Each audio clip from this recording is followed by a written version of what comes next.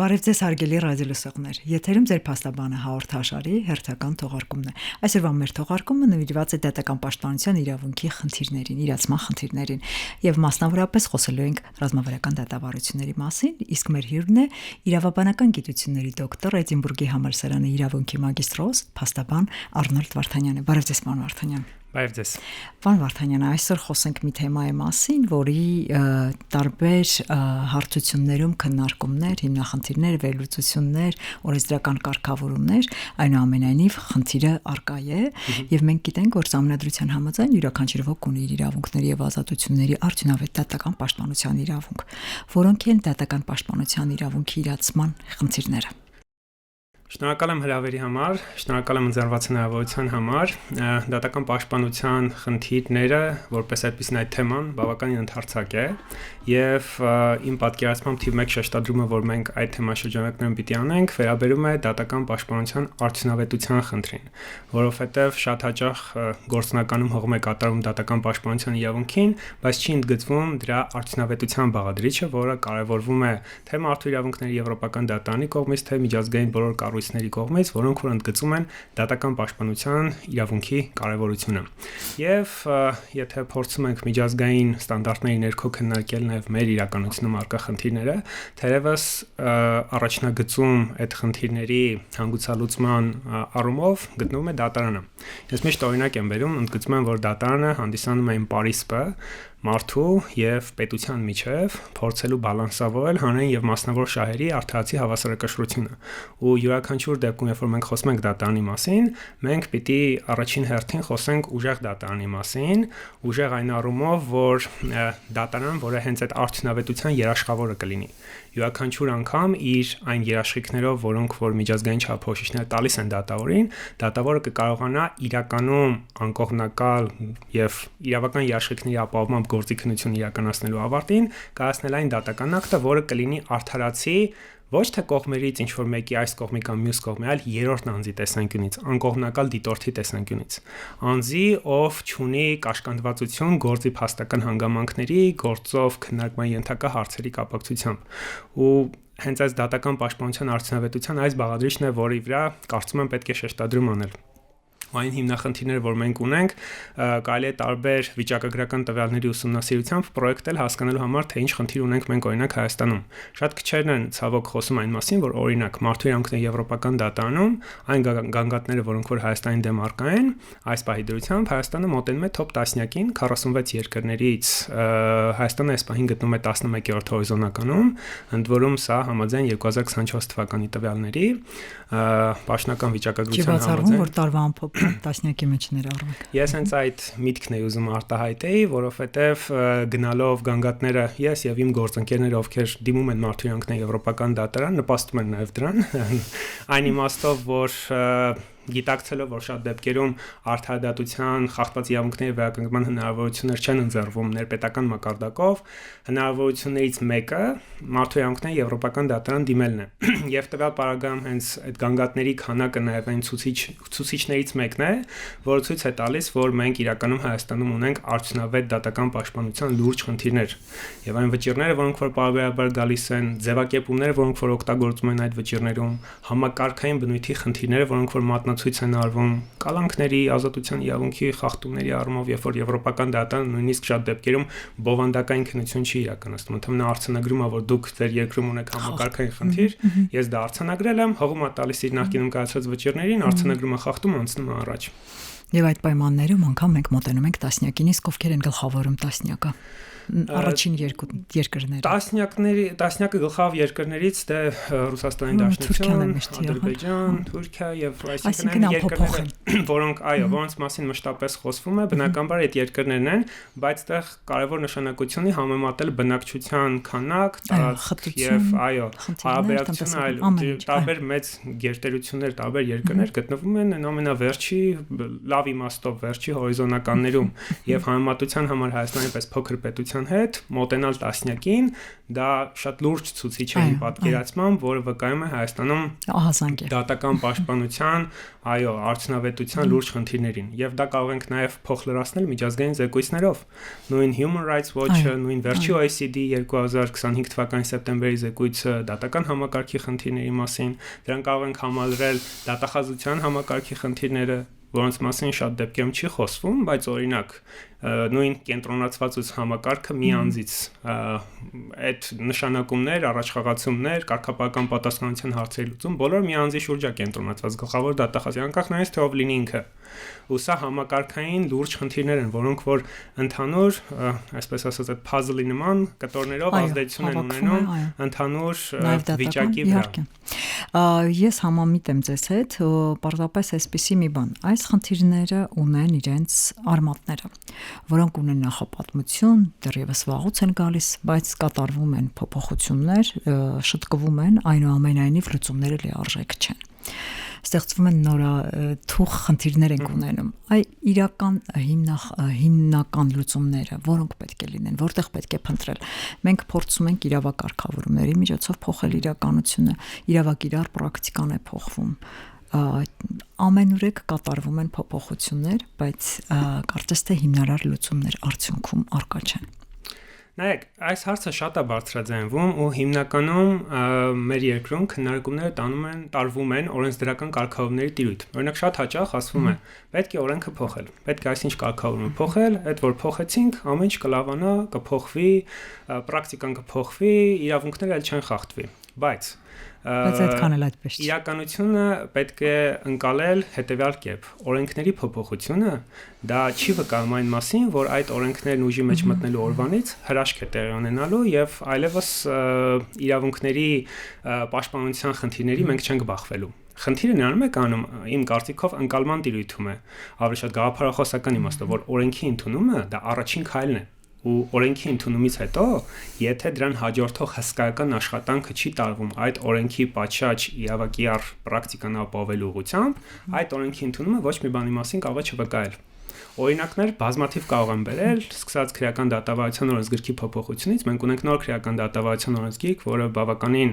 առաջադեմ է համապատասխանում միջազգային չափանիշներին, փորձում է ապահովել մարդու իրավունքները, բայց ցավալի է, երբ որ իրավակիրառողները շատ դեպքերում առաջնորդվում են 5 քրեական դատավարության օրենսգրքով, ընդամենը 1-2 փաստաթուղթ ավել ստորագրելով։ Այսինքն կազմելով, տալու ստորագրելու, ասելու գիտեք ինչ կա, դե հիմա սենց ենք աշխատում։ Այդ սկզբունքները ընդ որում երբ որ այդ ժամանակ խոսում ես, այսինքն հենց իրավակիրառող մարմնի հարթակով, մակարդակով մենք խնդիրը չենք լուծում, բացատրական աշխատանքներ, մշակույթի փոփոխություն, այդ ամեն ինչը չի հետևում։ Նայեք, այո, ու խնդիրը նաև ժամանակի մեկնաբանության, պատասխանատվության անհատականության, պատասխանատվության զգացումի տիրույթում է նաև։ Դիցուք շատ դեպքերում, երբ որ մասնակցում եմ տարբեր վերապատրաստումների անցկացմանը, դատավորների, դատախազների, քննիչների, տարբեր իրավակիրառողների շատ հաճախ մի ձևակերպում է հնչում, ասում են դե ձևավորված է պրակտիկա։ Հարց ես տալի, ասում ես իսկ այդ պրակտիկան ո՞նց է ձևավորվել։ Այո։ Չէ՞ որ ձևավորողը դուք եք։ Այդ պրակտիկան ինքն իրեն չի ձևավորում։ Ընդ որում, երբ որ շատ հաճախ հղում է կատարում, ասում է դե 10 տարի, 20 տարի սենց ենք աշխատել։ Դա ինչ է նշանակում, նույն ձևի պետք է շարունակել աշխատել։ Չէ՞ որ եթե մենք ընդունում ենք փոխելու։ Ինչպես ցանկություն կա իրենց մակարդակով փոխել։ Հենց խնդիրը դրա մեջ է, երբ որ մենք հղում ենք անում պրակտիկային, ասում ենք դե սովորենք այդ պրակտիկային, տենց հեշտ է աշխատել։ Այո, իներցիոն եղանակով աշխատենք, շարունակենք այդպես, բայց դա չի սկզբունք։ Եթե մենք առաջի հայացքից, առաջին քայլը որպես այդպեսին ընդունում ենք, որ կա խնդիր իրավունքի պաշտպանության առումով, դրան հաջորդող երկրորդ հարցը պետք է լինի ինչ անել, որ օր առաջ այդ խնդիրը վերացնենք։ Ոչ թե հղում անենք նախորդ պրակտիկային, կներեք կրավորական սերով ձևակերպենք նախադասությունները, ասենք ձևավորված է։ Իսկ ով է դա ձևավորել։ Ոնց է այդ պրակտիկան ձևավորվել։ Միշտ էլ ձևավորողները այս պարագայում իրավակիրառ մարմիններն են եւ երբեք ուշ չէ փոխել այդ կարծրացած, արդեն կարծրացած պրակտիկան նույնիսկ ձևավորված չէ։ Պարոն Վարդանյան, երբ խոսում ենք այս կոնտեքստում տարբեր խնդիրների մասին, ես կցանկանայի այսօր անդրադառնանք հատկապես ռազմավարական դատավարություններին։ Ինչու, որովհետեւ շատ կարեւոր է, երբ որ մենք խոսում ենք արդար դատաքննության իրավունքի մասին, դատական պաշտպանության մեկը մյուսի փոխհարաբերական բոլոր խնդիրների մասին, բայց մենք այստեղ այդտեղ առանձին գնում են արդեն ենթաթեմաներ, դրանց մասին չենք խոսի այսօր։ Կարևոր է հասկանալ, եթե անհատական գործով մենք ունենում ենք փոփոխություն, ազդեցություն, իսկ երբ մենք ունենանք սոցիալական նշանակության փոփոխություններ, հա, եթե նայում ենք ռազմավարական դատավարությունը որպես այդպեսին, ինչ նպատակ է հետապնդում, այն երբեմն նաև ազդեցության, հա, որպես դատավարություն են բնութագրում, խնդրում եմ նշեք որն է նպատակը եւ սկսենք նպատակից հավանաբար, հետո շարունակենք։ Բավականին հետաքրքիր հարց է, որովհետեւ ռազմավարական դատավարությունների կարևորությունը արտահայտում է նրանում, որ դրանք ոչ միայն ուղղված են լինում կոնկրետ անձի խախտված իրավունքների վերականգնմանը, այլ նաև ունենում են նաև ընդհանուր նշանակություն, նպատակ հետապնդելով փոխելու այն արատավոր պրակտիկան, որը որ ձևավորված է կոնկրետ հարցի կապակցությամբ։ Հետևաբար այդ ռազմավարական դատավարության կոնտեքստում ոչ միայն, այսպես ասած, օգուտ է ստանում այն անձը, ում շահերը ներկայացվում են դատավարության, դատաքննության ընթացքում, այլ նաև հասարակությունը լայն իմաստով, որոնք որ պոտենցիալ կարող են դառնալ այդ իրավունքների խախտման զոհ եւ ունենան համանման բնույթի իրավական խնդիր։ Ռազմավարական դատավարությունների առումով ես իմ գրեթե բոլոր գործերին այդ սկզբունքով եմ վերաբերվում, որովհետև ռազմավարական այսինքն ի սկզբանե երբ որ գործով ներգրավում եմ, տեսնում եմ կա խնդիր, որը համակարգային բնույթ է կրում, իմ նպատակն է շատ հաճախ այդ խնդիրը տանել մինչև վերջ, ընդ որում ոչ միայն հայաստանյան, այլ նաև միջազգային մակարդակով, որովհետև գաղտնիք չի լինի բացահայտել, որ մարդու իրավունքների եվրոպական դատարանի կողմից տարիներ շարունակ Հայաստանի դեմ կայացվող վճիռները էական ազդեցություն են ունեցել Հայաստանում իրավունքի զարգացման, իրավակարգավորների փոփոխության, պրակտիկայի փոփոխության առումով, հետեւաբար այդ պրակտիկայի այսպես կոչված լավարկումը հենց գլխավոր գործիքներից մեկը, որ կարող ենք հասնել դրան, հենց ռազմավարական դատավարությունների միջոցով ի սկզբանե համակարգային խնդիրները բարձրաձայնելն է, դրա տակ միջազգային համապատասխան հղումները դնելը, չափորոշիչները դնել եւ տանել առաջ, նպատակ հետապնդելով փոխել այն պրակտիկան, որը որ ձևավորվել է Հայաստանում։ Եկեք մասնավորեցնենք, երբ ում կողմից, ինչու սկսել ռազմավարական դատավարություն։ Կարծես թե դուք պատասխանները տվեցիք, բայց այնուամենայնիվ կարելի է ավելի մասնավորեցնել։ Օրինակ մենք գիտենք, թե աշխարհի մակարդակում, եթե ուղղակի զուտ այսպես մեր ռադիոլսողները փնտրեն, կգտնեն ռազմավարական դատավարության բազմաթիվ օրինակներ տարբեր պետություններից, ԱՄՆ, Ֆրանսիա, հետո արդեն այս դատարանների, եվրոպական դատարանի հայտնի գործերի եւ այլն։ Այսինքն այստեղ Հայաստանում մենք եւ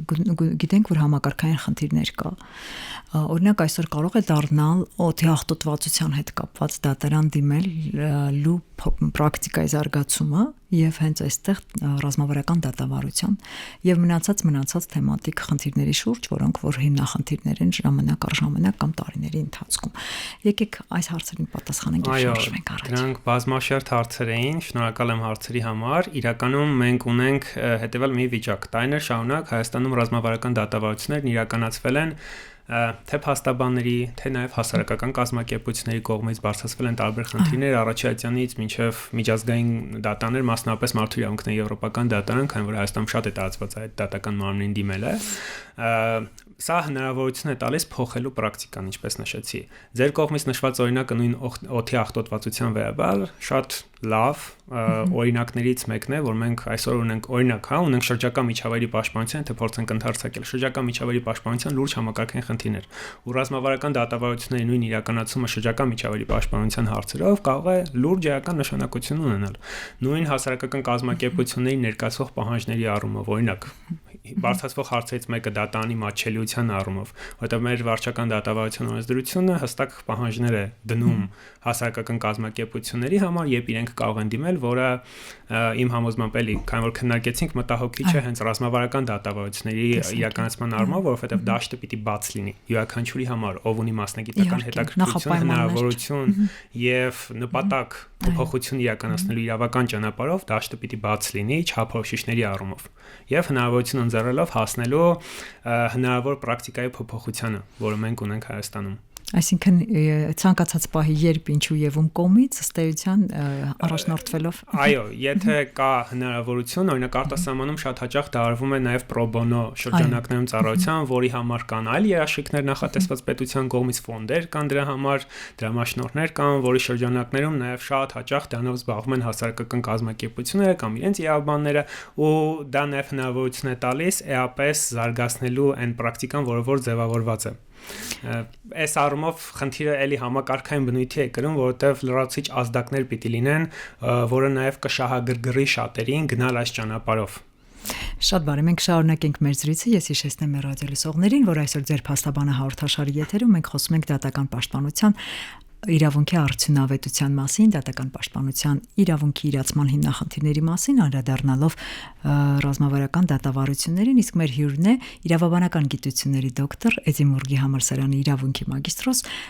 եւ փաստաբան Արնոլդ Վարդանյանը։ Իդեպ, պարոն Վարդանյան, ձեզ որպես փաստաբան դիմել են ռազմավարական դատավարությունների կամ ձեր պրակտիկան ինչպիսին է այս առումով։ Ես զբաղվել եմ ռազմավարական դատավարություններով, երբ որ տարբեր գործեր փորձել եմ հասցնել ընդհանուր մինչև սահմանական դատարան, եւ այդ գործերը հետագայում անկախ նրանից սահմանական դատարանը ընդունել է քննության թե ոչ, նաեւ տալ եմ մարդու իրավունքների եվրոպական դատարան, նաեւ զուգահեռաբար այն գործերը, որոնք որ չեն գնացել մարդու իրավունքների եվրոպական դատարան, ես փորձել եմ դա ներկայացնել ՄԱԿ-ի կառույցների շրջանակներում, որոնց առումով Հայաստանում էլի իրազեկման խնդիր կա։ Բայց ընդհանուր ռազմավարական դատավարությունների մասով եւս կա իրազեկման գիտակցման խնդիր, որովհետեւ շատերը ռազմավարական դատավարությունների իրականացման կարեւորությունը չեն պատկերացնում օբյեկտիվ պատճառներով, որովհետեւ ռազմավարական դատավարությունը ինքը ստրատեգիա է, որն ի սկզբանե մշակվում է գործի ամենասկզբից, երբ որ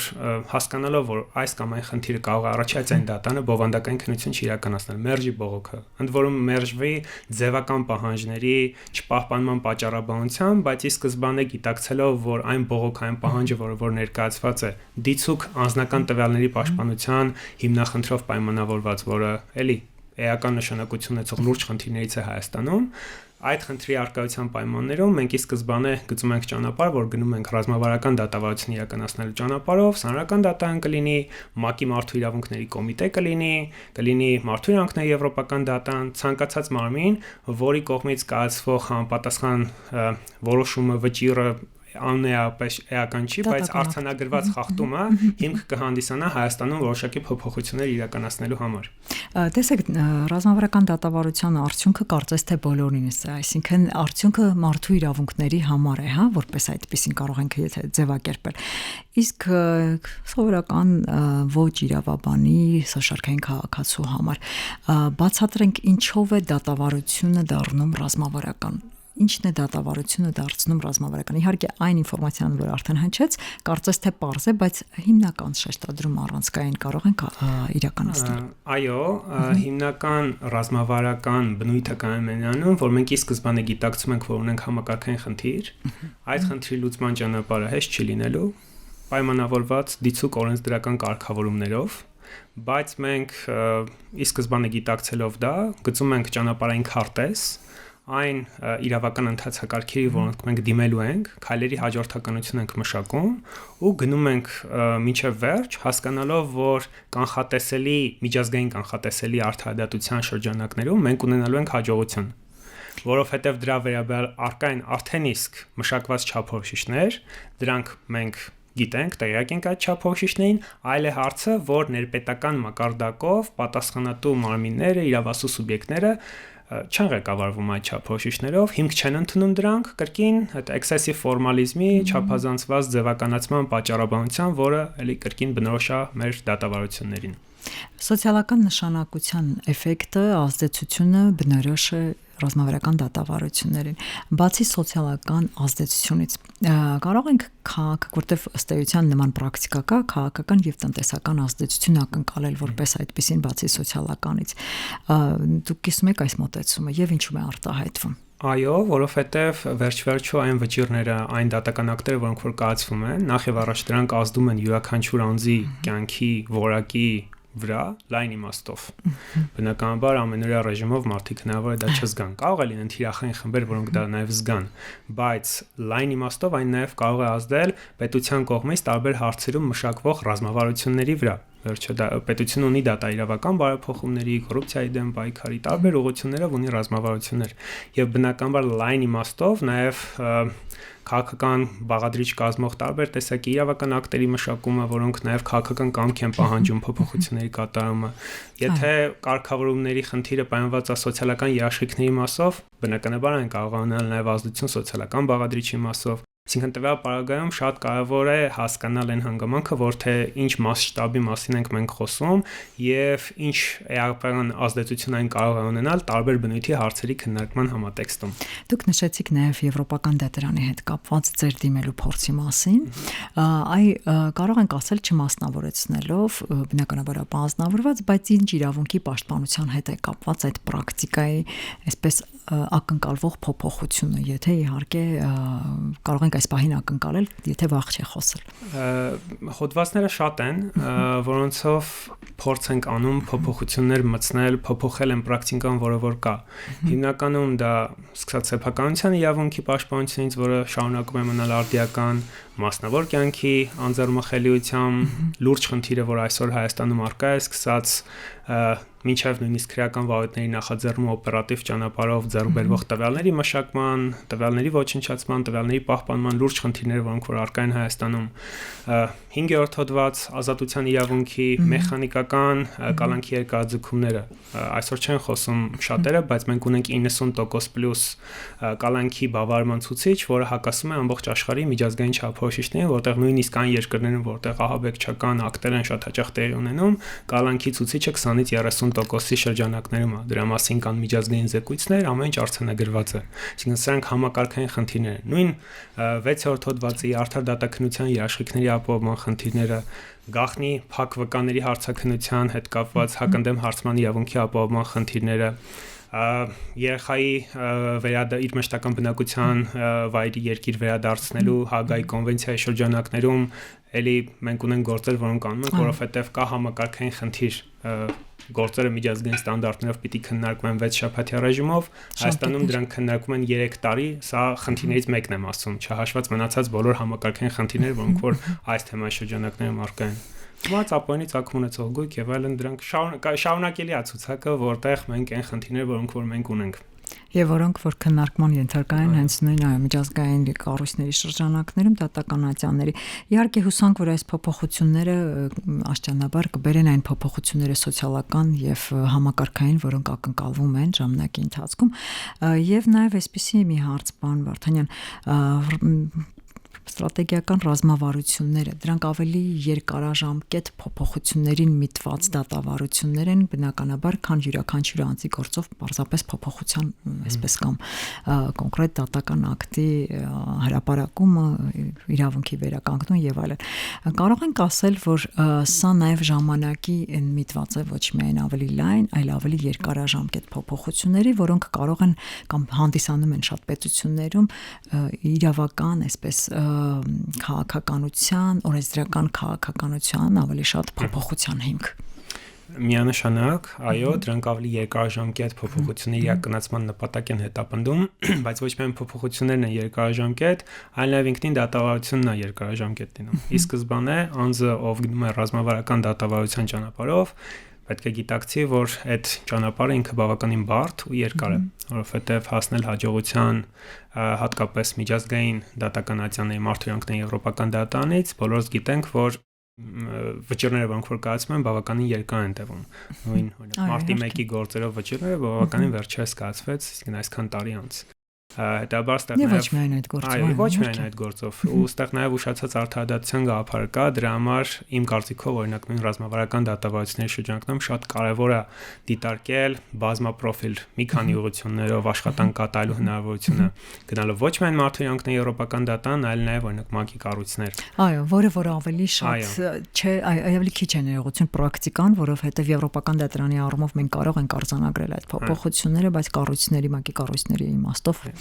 պրակտիկան այնքան էլ կարծես թե զարգացած չէ։ Այո, բայց պիտի զարգացվի, որովհետև ի տարբերություն մարդուրանքների եվրոպական դատարանի,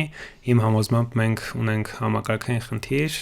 իրազեկվածության առումով, որովհետև այդ կառույցներին դիմելը եւ հնարավոր ռազմավարական ճանապարհով փորձել հասնել իրավունքի խախտման արձանագրման ավելի կարճ ժամկետում հնարավորություն կտա անձի խախտված իրավունքների վերականգնման հասնել։ Բնականաբար այդ համակարգն էլ ունի իր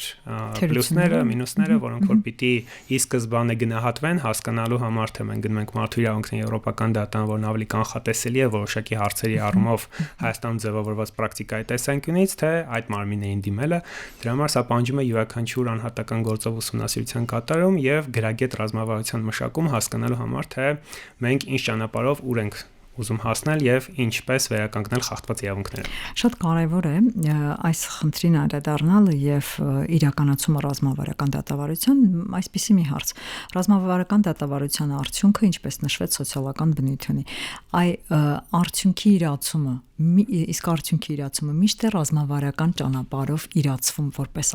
արդյունք, որպես այսպես շահ յուրաքանչյուրի համար։ Նկատի ունեմ, տեսեք, մենք ունեցանք արդյունք, մենք պատկերացնենք, որ դա երկարաժամկետ է, որովհետև մենք ձեզ հետ նաև միջև եթերն էլ խոսեցինք, հաճախ լինում է, որ լինում է դատական ակտ, ցավոք անտեսվում է, չի կատարվում եւ այստեղ մենք խնդիրներ ունենք, սա իրավական ուրիշ խնդիր է, բայց այնուամենայնիվ մենք կարողանում ենք նաեւ այս հարթությունում, եթե եվրոպական դատարանի վճիռների կատարման հետ կապված կամ նույն ռազմավարական դատավարությունների հետ կապված ստրատեգիան պատկերացնել որոշման վճիռների կատարման։ Այստեղ շատ կարևոր խնդիր եք բարձրաձայնում, այո, Հայաստանում կան խնդիրներ, նույնիսկ եվրոպական շատ հաճախ բարձրացվում է օրինակ եվրոպական դատանի վճիռների արդյունավետ կատարման հետ կապված հարցերը։ Մենք ունենք խնդիրներ նույն սահմանական դատանի որոշումների արդյունավետ կատարման առումով։ Այս տեսանկյունից կամ ընդհանրապես չկատարվում։ Այո, կամ ընդհանրապես չկատարման առումով։ Այս տեսանկյունից կարծում եմ կարևոր բաղադրիչներից մեկն այն է, որ գիտակցել հստակ, որ դատական ակտերի կատարումը բաղկացուցիչ մաս է կազմում արդարադատականության իրավունքի, խախտված իրավունքների վերականգնման, եւ եթե դա չի ապահովում, ապա դա բացում է նոր ընթացակարգի իրավական ընթացակարգի կիրառման հնարավորություն, պահանջելու այն դատական ակտի կատարումը, որը որ պատասխանատու իրավասու սուբյեկտները ի կատար չեն ածել։ Բնականաբար այն երկրում, որտեղ որ մենք ընդունում ենք, որ կա իրավունքի գերակայություն, մենք ղեկավարում ենք իրավունքի սկզբունքներով, անընդունելի է, անթույլատրելի է բացարձակ իմաստով դատական ակտերն ի կատար չածելը, հատկապես երբ որ դրանք ուղղակիորեն արձանագրում են անձի խախտված իրավունքները, հետաբար այս առումով պետական իրավասու մարմինները պիտի հետամուտ լինեն, օր առաջ այն խնդիրներին, որոնք հատկապես համակարգային բնույթ են կրում։ Բոլորս տեղյակ ենք այդ խնդիրների մասին եւ ոչինչ չենք անում այդ խնդիրների լուծման կամ վերացման։ Բայց նաեւ կառուցակարգը մեխանիզմը հստակ չէ այս առումով, պարոն Վարդանյան, բոլորը տեղյակ են, անգամ ՍԴ անդամները կամ չգիտեմ, ընդհանուր, հա, եթե ներպետական մակարդակով ենք նայում, եթե ավելի պրոյեկցում ենք եվրոպական դատարանը հայտնի է պրակտիկան անդամ պետություններում ինչպիսին է կատարման պրակտիկան ինչպիսին է, հատուկ մարմիններ կան, որոնք վերահսկում են այդ կատարման պրակտիկան։ Այն մեզ մոտ մեխանիզմի առումով բավարար կարող ենք համարել, թե մենք չունենք այդ մեխանիզմը, որը այդ կատարման արդյունավետությունը կփոխի։ Ոչ թե իմ կարծիքով մենք կատարման մեխանիզմներ ունենք։ Հարցն անում է կանում պատասխանատվության խուսափելիության այդ սկզբունքի լույսի ներքո, երբ որ շատ հաճախ անձը ունի իրավունքի խախտում, բայց մի պետական մարմին մյուսին է հասցեագրում, այն մյուսին է հասցեագրում ու այսպես շարունակ։ Ու արդյունքում մարդու խնդիրի սկզբանե, որի պաշտպանության համար անձը դիմել էր պետական մարմինները իրենք իրենց միջև են խնդիր դարձնում այդ խնդրի լուծման հնարավորությունները։ Ձեր ասած այդ լրիվ համամիտ է, մեխանիզմներ կան, բայց ՍԴ-ի հետ կապված օրինակ մի փոքր մեխանիզմների առումով վերապահում երևի կա։ Եվ այսպիսի մի բան, պարոն Վարդանյան, ռիսկերի հաշվարկում օրինակ անձը գնում է դատարան եւ կամ դիմում է փաստաբանի ռազմավարական դատավարության հետ կապված, այսպես ցանկանում են մեկնարկել։ Կա ռիսկերի ինչ որ մի բան, որ ինքը հաշվարկ, ռիսկերի այսպես նվազագույն հաշվարկ, որը որ թույլ կտա գնալ այդ ճանապարհով, թե հետ կանգնել այնուամենայնիվ եւ որոնք պետք է լինեն այդ ռիսկերի հիմքում չափորոշիչները անձի համար կամ տվյալ փաստաբանի, որը ստանձնում է այդ ռազմավարական դատավարությունը։ Ռիսկեր բնականաբար միշտ կան, անքննելի է դա, հարցը կանում է նրանում, որ ճիշտ անձին բացատրել, ներկայացնել, թե ինչ խնդիրներ են առկա, ինչ հնարավոր պոտենցիալ մենք ռիսկերի, ինչ խնդիրների կարող ենք բախվել, սկսած նրանից, որ օրինակ այն բողոքը, որը մուտք է արվում, դատանը կարող է առհասարակ քննության առարկա չդարձնել։ Այո։ Եվ դա կստեղծի նոր բավականին բարդ ճանապարհ այն նպատակին հասնելու համար, որ մենք պահանջենք, որ առաջացային դատան ի վերջո քննության առնի այդ բողոքը բովանդակային իմաստով։ Դա կարող է պահանջել երաստիճան դատական համակարգով անցնել, գնալ սահմանական դատարան, եթե սահմանական դատարանը չքննի գնալ միջազգային դատարան, հետո հետ գալ առաջացիան 0-ից սկսել, այսինքն այս ամեն ինչը բնականաբար իր ռիսկերն ունի։ Ու շատ դեպքերում բնականաբար քաղաքացիները իրենք ռազմավարական դատավարության իմաստով չեն դիմում փաստաբանի իմ կարծիքով։ Իրենք դիմում են իրենց կոնկրետ խախտված իրավունքները վերականգնելու համար փաստաբանը ուղղակի խորհուրդ է տալիս ռազմավարական ճանապարհ գծել, այո, ճանապարհ գծել, որը ի սկզբանե իրեն նաև դարձնում է ռազմավարական որոշակի իր ստրատեգիայով, իր բնույթով, իր առանձնահատկություններով եւ որոշում են կայացնում ընդունել այն խնդիրները, այն ռիսկերը, որոնք որ առկա են եւ գնալ առաջ մինչև այն աստիճանը, որտեղ որ միջազգային չափանիշների կիրառմամբ իրենք կհասնեն հաջողության։ Ի սկզբանե գիտակցելով, որ իրենք իրավացի են։ Հարգելի ռադիոլսողներ, հիշեցնեմ, որ այսօրվա մեր հյուրներ իրավաբանական գիտությունների դոկտոր, Էդինբուրգի համալսարանի իրավունքի մագիստրոս, փաստաբան Արնոլդ Վարդանյանը։ Շնորհակալություն, պարոն Վարդանյան։ Ձեզ հետ է հաղորդման հեղինակ Նարինե Սոլոմոնյանը։